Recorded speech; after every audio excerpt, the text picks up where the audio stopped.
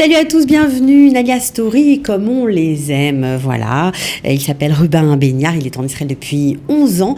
Il a choisi d'arriver à Tel Aviv pour être aujourd'hui dans un moshav, un petit moshav, dont il va nous parler avec beaucoup de plaisir. Bien écoutez, si ça vous intéresse, restez avec nous, il est là. Ils ont relevé le défi de l'Alia. Alia Story, c'est vous, c'est nous. Ruben Béniard, bonjour. Bonjour. On est très content de vous accueillir pour parler de votre Alia, voilà, qui s'est décidée il y a 11 ans. Alors évidemment, je suis obligée de vous poser la question, vous qui avez fait des études de sciences politiques, qui étiez bien installé en France, qui avait une vie tout à fait agréable. Qu'est-ce qui s'est passé? Pourquoi vous avez décidé de partir? Alors j'ai toujours voulu un jour faire mon Alia. Et je suis arrivé à un stade de ma vie où en fait j'ai fini mes études, j'étais encore célibataire et je me suis dit... Vous habitiez Paris, hein? J'habitais Paris, exactement. Ouais. Je suis né à Paris, j'ai vécu à Paris toute ma vie jusqu'à mon Alia.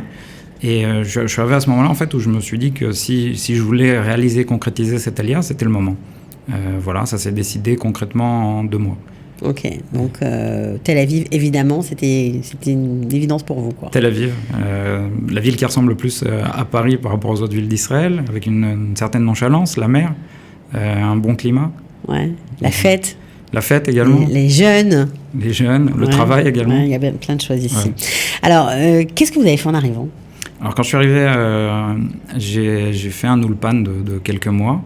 Vous ne parliez pas l'hébreu? Si, je parlais l'hébreu en fait. C'est un peu marrant, en fait, j'amenais des livres en hébreu à l'Ulpan et je lisais au lieu d'écouter les cours. D'accord, bon, ok. Je ne conseille pas de faire ça, mais c'est ce que je faisais. Et ensuite, j'ai travaillé à l'aéroport. J'étais ce qu'on appelle chef avion. Alors, comment on arrive, quand on est au Lechadash, ok, vous parlez l'hébreu, mais quand même, il faut quand même un peu de piston, connaître des gens, à travailler à l'aéroport. Comment vous avez fait ça? Alors, j'ai un proche, un cousin qui, en fait, travaillait à l'aéroport et qui m'a dit qu'on cherchait régulièrement... des jeunes qui parlent plusieurs langues pour ce genre de travail. Pour être chef avion. Chef avion. Il va falloir que vous nous expliquiez qu'est-ce que c'est. Alors, chef avion, c'est la personne qui est avec le gilet jaune sur la piste et qui est responsable en fait de toutes les opérations qui se font sur un avion entre le moment où l'avion atterrit et l'avion redécolle. En général, c'est 1 heure de temps. C'est une grosse responsabilité quand même. C'est une grosse responsabilité. C'est travailler contre la montre. C'est assez dynamique. C'est s'occuper de beaucoup de choses à la fois. Mais c'est très intéressant et on ne s'ennuie jamais. Ça a été facile de rentrer? Parce que si vous aviez une petite introduction ou pas vraiment? C'est jamais vraiment facile en Israël, faut être clair. Malgré l'introduction, j'ai passé les tests. Ensuite, on m'a dit qu'il fallait que j'améliore un peu mon anglais. Ensuite, on m'a dit que j'étais trop diplômé pour ce genre de travail. Jusqu'au final où j'ai passé le cours qui dure 1 semaine et qui est à moitié en hébreu, à moitié en anglais. Et ensuite, vous avez 1 mois de test. Ouais, de travail en fait sur le terrain, d'entraînement avec bien sûr, un chef avion. Et ensuite, on passe une journée de test. C'est-à-dire qu'on fait 3-4 vols, 3-4 avions. On dirige tout de A à Z.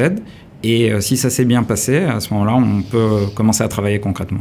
D'accord. Donc, c'est ce que vous avez fait. Vous êtes resté 1 an et demi dans ce job. Exactement. Mais pendant ce temps-là, vous n'aviez pas les 2 pieds dans le même sabot. Vous aviez envie de travailler pour le drapeau d'Israël, comme on dit. Voilà. Je me suis longtemps posé la question si je devais faire l'armée ou pas.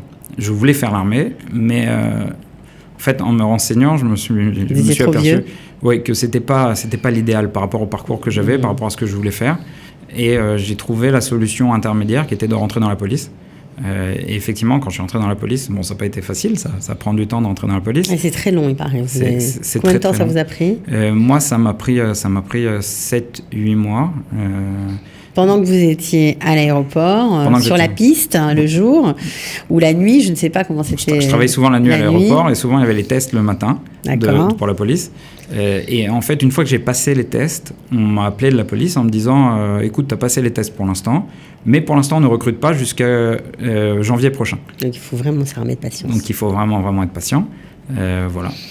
Et vous avez réussi à intégrer la police. Qu'est-ce que vous faisiez? Alors, dans la police, j'ai été intégré dans les patrouilles. On a décidé que parce que j'étais français, il fallait que je connaisse la réalité du terrain avant de prendre des responsabilités.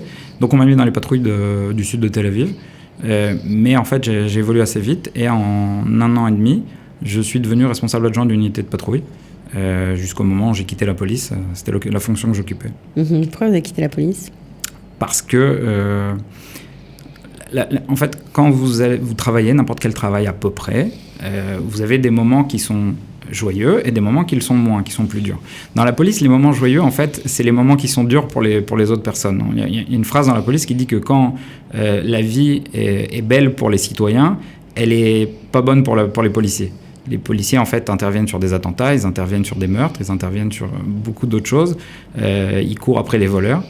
Et c'était dur psychologiquement. Voilà, psychologiquement, en fait, on commence à prendre le travail à la maison, et c'est pas une bonne chose. Donc là, vous avez dit, bon, ça y est, ça suffit. Voilà, exactement. Et vous êtes passé à autre chose. Qu'est-ce que vous avez fait ? Vous êtes retourné dans votre domaine de prédilection, parce que on ne l'a pas dit, mais votre spécialité, c'est la psychologie du terrorisme. Voilà, j'ai fait 2 mémoires sur la psychologie du terrorisme. J'ai fait un master 2 de géostratégie et de défense, en fait. Et j'ai toujours été plus ou moins dans le domaine de la sécurité, que ce soit sécurité physique ou que ce soit intelligence économique, par exemple. Et effectivement, je suis revenu dans mon domaine et j'ai allié, en fait, ces deux côtés, puisque je suis devenu responsable du pôle FinTech, donc financier high-tech, pour une société de services de sécurité. Et j'étais responsable, en fait, à la fois de la sécurité physique de plusieurs entreprises et à la fois de la responsabilité de tout ce qui est protection des données, responsabilité de protection informatique, cyber. Voilà. Ça vous a plu ? Très intéressant. Ouais, très vous avez intéressant. découvert encore une autre facette d'Israël. Exactement. On découvre une autre facette d'Israël. On découvre à quel point, en fait, sécurité, ça veut tout et rien dire. Et en fait, dans ce genre de fonction, on découvre à quel point ça doit être une partie intégrante, en fait, des entreprises, des processus. Et en fait, avant de donner un avis sur n'importe quoi d'un point de vue sécuritaire, on doit comprendre les processus. Et donc, on apprend tout le temps. C'est ça qui est intéressant. Alors, vous avez aimé ce job jusqu'au moment où vous avez décidé de voler de vos propres ailes et de monter votre propre structure qui s'appelle INSEC Consulting. Voilà, depuis combien de temps ? 1 an et demi à peu près. Voilà, et vous proposez donc des services pour tout le monde, pour les petites entreprises ou les grosses entreprises en Israël.